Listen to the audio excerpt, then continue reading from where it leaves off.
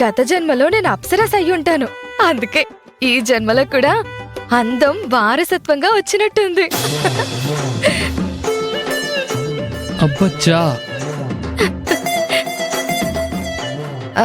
అవును, అసలు నేను ఇంత అందం పెట్టుకుని ఏ మిస్ ఇండియాగానో ఎందుకు పోటీ చేయలేదు?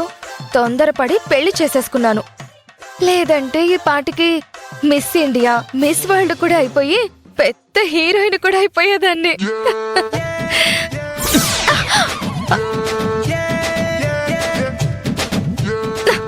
ఏంటండి ఇది? కష్టపడి రెడీ అయితే మీద నీళ్లు చల్లుతారా?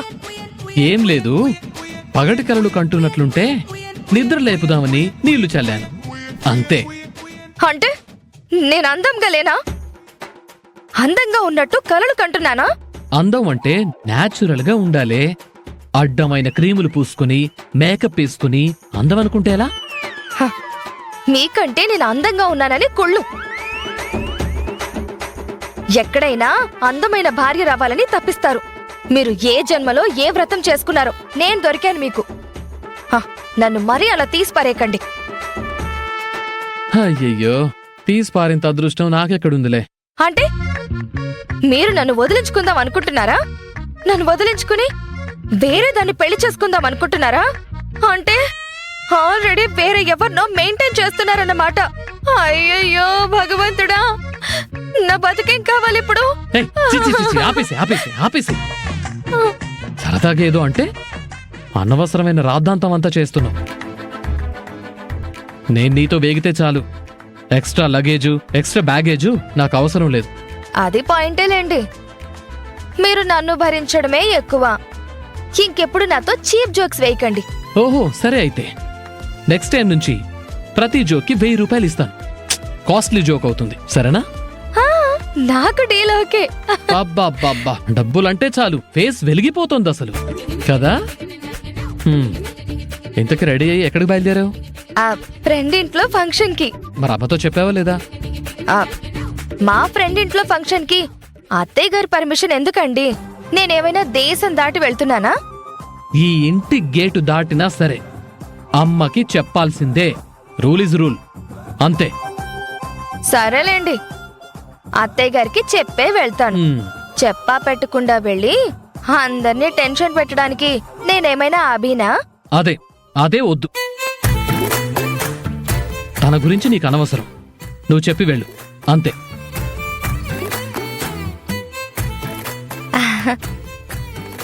సరేలేండి, ఏది ఏమైనా మీకొక మాట చెప్పనా? మీరు చాలా హ్యాండ్సమ్ గా ఉంటారండి. Cute curly hair, sweet smile. అవునా? దీనికోసమే కదా నీ ఓవర్ యాక్షన్. తీసుకో. అబ్బా, మీరు భలే స్మార్ట్ అండి. ఇట్టే కనిపెట్టేస్తారు. థ్యాంక్ యూ అండి, వెళ్ళొస్తాను.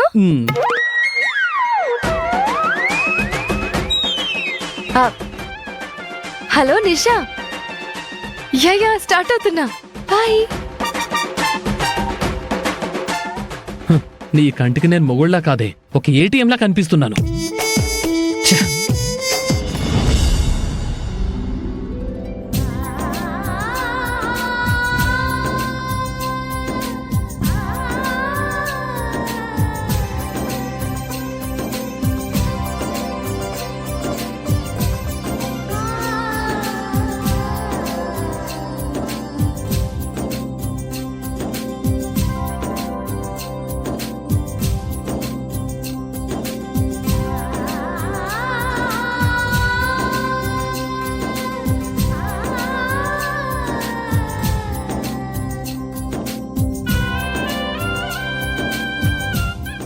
అమ్మా, అత్తయ్య కోరుకున్నట్టుగా ఈ కుటుంబం ఎప్పుడూ సంతోషంగా ఉండాలి. నందనగా రాహుల్ బాబుకి దగ్గరయ్యే ప్రయత్నంలో అత్తయ్య గారికి దూరం అవుతున్నాను. ఈ పరిస్థితిని ఎలా దాటాలో తెలియడం లేదు.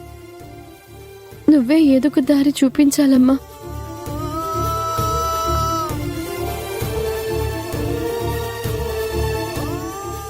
షూట్ అంతా 1 డేలో కంప్లీట్ అయిపోతుందంటావా రాహుల్? ఎలా అయినా కంప్లీట్ చేయాలి బావా.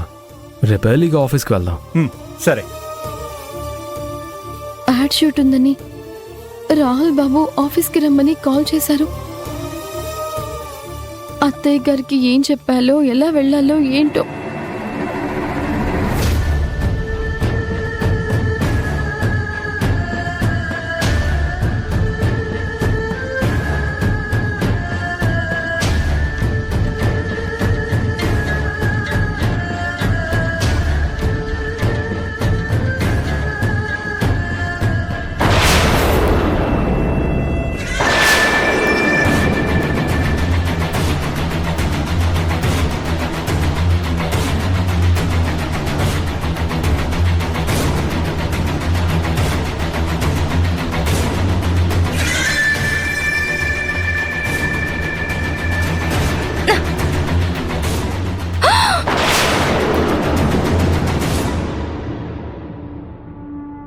అబే, కళ్ళు కనిపించట్లేదా?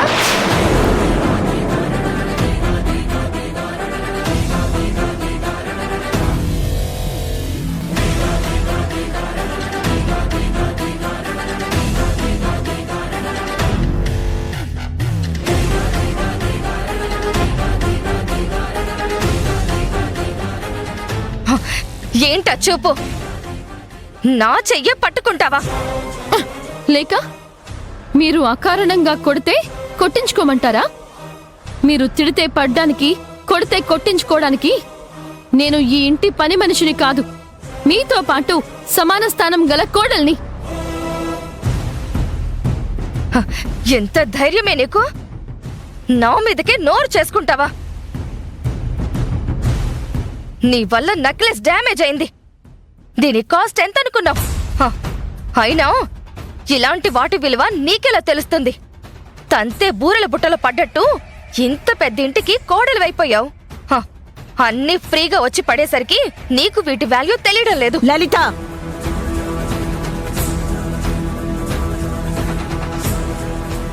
నీకెన్నిసార్లు చెప్పాలి స్థాయి భేదాల గురించి మాట్లాడొద్దు అని? ప్రతిసారి అదే విషయం మాట్లాడి ఎందుకు అభిని అలా అవమానిస్తావు? ఒక్కసారి చెప్తే గుర్తుండదా నీకు? మీరు తనకే సపోర్ట్గా వస్తారని నాకు తెలుసు అత్తయ్య గారు. నాకు తెలియక అడుగుతాను, మీకు నా అరుపులు తప్ప అభి చేసిన పని కనిపించట్లేదా?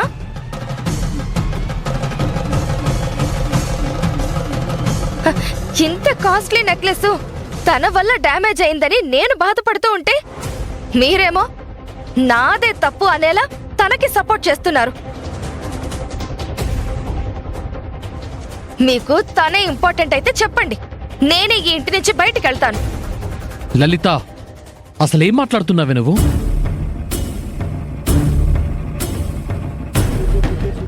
ఇప్పుడు అమ్మ నిన్ను ఇంట్లోంచి పొమ్మనలేదు కదా? విలువ లేని చోట ఉండడం కంటే వెళ్ళిపోవడమే మంచిది కదండి.